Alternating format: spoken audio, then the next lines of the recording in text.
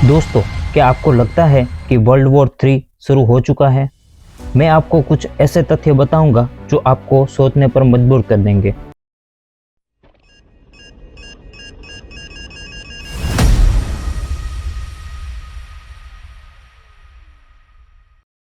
Russia ने Ukraine पर hypersonic यानी आवाज से कई गुना तेज मिसाइल से हमला कर दिया। ऐसी मिसाइल जो किसी भी डिफेंस सिस्टम को मात दे सकती है। अमेरिका ने वेनेजुएला के राष्ट्रपति मादुरो को सीधा पकड़ लिया। सोचिए, एक पूरे देश के लीडर को। Successfully captured Maduro in the dead of night. Iran Israel के बीच अमेरिका खुद कूद पड़ा। और सबसे डरावनी बात, अमेरिका का डूम्स प्लेन यानी कयामत वाला विमान, वो विमान जो सिर्फ तब उड़ता है जब परमाणु युद्ध का खतरा हो। ये सब इत्तेफाक नहीं है दोस्तों, ये एक पैटर्न है, एक बड़ी तस्वीर जो बन रही है। और आज मैं आपके सामने पूरी कहानी रखूंगा, हर तथ्य का साथ, हर सबूत के साथ, क्योंकि जो मैं आपको बताने वाला हूँ वो दुनिया की असलियत है जो शायद आपने कभी इस नज़रिए से नहीं देखी।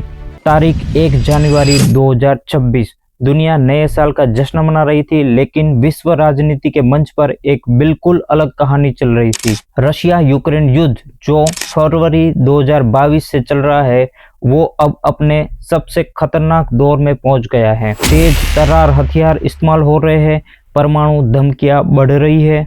मिडिल ईस्ट यानी मध्य पूर्व में ईरान और इजराइल के बीच तनाव इतना बढ़ गया कि अमेरिका को खुद बीच में आना पड़ा। और साउथ अमेरिका यानी दक्षिण अमेरिका में, जो हमारे लिए दूर लगता है, वहां ट्रंप ने एक ऐसा कदम उठाया जो अंतर्राष्ट्रीय नियमों के खिलाफ है। दोस्तों, ये सब एक विश्व शतरंज का खेल चल रहा है। ये हर देश एक खिलाड़ी है, हर चाल सोची समझी है। और संयुक्त राष्ट्र की रिपोर्ट ये कह रही है कि तनाव आर्थिक गिरावट और ऊर्जा संकट की तरफ ले जा रहा है।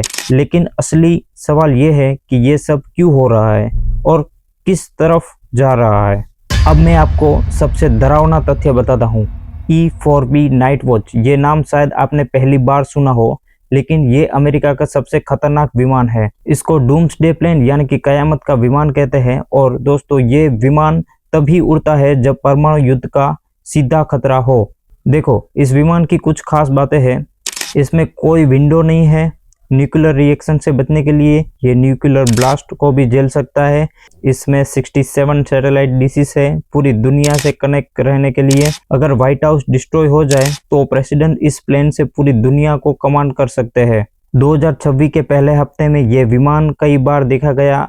आमतौर पर ये विमान साल में 1-2 बार अभ्यास के लिए उड़ता है, लेकिन जनवरी 2026 में पहले से ही 3 बार। दोस्तों, ये आम अभ्यास नहीं है, ये तैयारी है। और जब महाशक्तियां तैयार होती है तो छोटे देशों को डर लगता है। ये इशारा है कुछ बड़ा होने वाला। तारीख 10 जनवरी 2026, रशिया ने ओरेस्निक नाम का एक बहुत तेज मिसाइल चलाई यूक्रेन के डिनिप्रो शहर पर। यह सिर्फ एक मिसाइल हमला नहीं था, ये एक संदेश था। देखो, तेज तर्रार मिसाइल वो है जो आवाज से 5 गुना ज्यादा तेज चलती है। इनको पकड़ना लगभग नामुमकिन है और इनको रोकना वो तो भूल ही जाओ। और सबसे खास, ओरेस्निक में परमाणु हथियार भी रखे जा सकते हैं, मतलब इसमें अणु बॉम्ब भी लगा सकते हैं। रशिया ने नाटो को एक क्लियर मैसेज दिया, तुम्हारी जो भी डिफेंस सिस्टम है हम उसको बाईपास कर सकते हैं जब चाहे तब। तारीख 3 जनवरी 2026, अमेरिका ने वेनेजुएला के राष्ट्रपति निकोलस मादुरो को गिरफ्तार कर लिया। स्वतंत्र देश के चुने गए राष्ट्रपति को दूसरे देश ने पकड़ लिया। अंतर्राष्ट्रीय नियम में इसको युद्ध की घोषणा मानते हैं, लेकिन अमेरिका ने ऐसा किया क्यों? इसका एक ही मतलब था, तेल। वेनेजुएला के पास दुनिया का सबसे बड़ा तेल का भंडार है, लेकिन अमेरिका की पाबंदियों के कारण वो अपना तेल ठीक से निकाल नहीं पा रहा था। ट्रंप की सोच सरल थी, मादुरो को हटाओ, अमेरिकी तरफी सरकार लगाओ, वेनेजुएला के तेल पर काबू पाओ, मिडिल ईस्ट यानी मध्य पूर्व के तेल पर निर्भरता कम करो। लेकिन इसका नतीजा क्या हुआ? पूरा लैटिन अमेरिका हिल गया। ब्राजील, कोलंबिया, मेक्सिको सब हैरान है। क्षेत्रीय गठबंधन टूट रहा है। दोस्तों, असली युद्ध से पहले आर्थिक युद्ध होता है। ट्रंप ने 60% शुल्क लगाया चाइना पर, 25% शुल्क लगाया मेक्सिको पर और कनाडा पर। यूरोप को भी धमकाया। ये सिर्फ व्यापार नीति नहीं है, ये आर्थिक युद्ध है। जब देश आर्थिक रूप से कमजोर होते हैं तो उनके पास सैनिक आक्रमण के विकल्प ज्यादा होते हैं। इतिहास यही कहता है। 1930 के दशक में महामंदी के बाद सेकंड वर्ल्ड वॉर हुआ। क्या ये इत्तेफाक था? बिल्कुल नहीं। अब मैं आपको विवादित क्षेत्र में ले जा रहा हूँ, बाबा वेंगा। बाबा वेंगा की 85% भविष्यवाणी सही निकली है। उन्होंने 2026 के बारे में कुछ बातें कही है। यूरोप में एक बड़ा संघर्ष, यात्रा और यंत्र और बुद्धिमत्ता की शक्ति का उदय, आसमान से अजीब घटनाएं। देखो दोस्तों, मैं तर्कशील व्यक्ति हूँ, मैं अंधविश्वास नहीं करता, लेकिन 2026 में जो हो रहा है, यूरोप में बड़ा संघर्ष, रशिया यूक्रेन वॉर अब बढ़ रहा है, मशीन्स और एआई उदय, chat GPT, AI powered weapons, autonomous drone, ये सब पैटर्न मिल रही है। मैं नहीं कह रहा कि ये सब भविष्यवाणी है, लेकिन मैं ये जरूर कह रहा हूँ कि पैटर्न को इग्नोर नहीं करना चाहिए। जब विश्व राजनीति में तनाव, आर्थिक गतिवत, तकनीकी बदलाव और ऐतिहासिक पैटर्न सब एक दिशा में इशारा कर रही है, तो जागरूक रहना जरूरी है।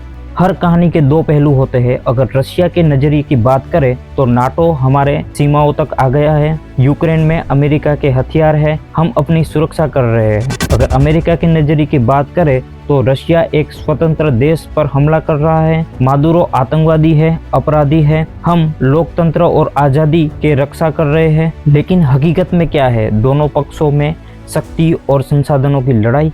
ये प्रॉक्सी वॉर है, ये प्रभाव क्षेत्र की लड़ाई है, ये 21वीं सदी का साम्राज्यवाद नीति है। तो दोस्तों, क्या होगा आगे मुझे नहीं पता, आपको नहीं पता, संयुक्त राष्ट्र को भी नहीं पता, लेकिन मैं ये जरूर जानता हूँ कि इतिहास अपने को दोहराता है। प्रथम विश्व युद्ध के पहले भी ऐसे ही तनाव थे, छोटी घटनाएं, गठबंधन, आर्थिक तनाव, फिर एक वॉर शुरू हो गया। रशिया ने अपनी मुंह खेली, अमेरिका ने अपनी, चाइना वेट कर रहा है, इंडिया न्यूट्रल है, यूरोप कंफ्यूज है। ये चेस गेम है दोस्तों, और हर एक नई मूव है।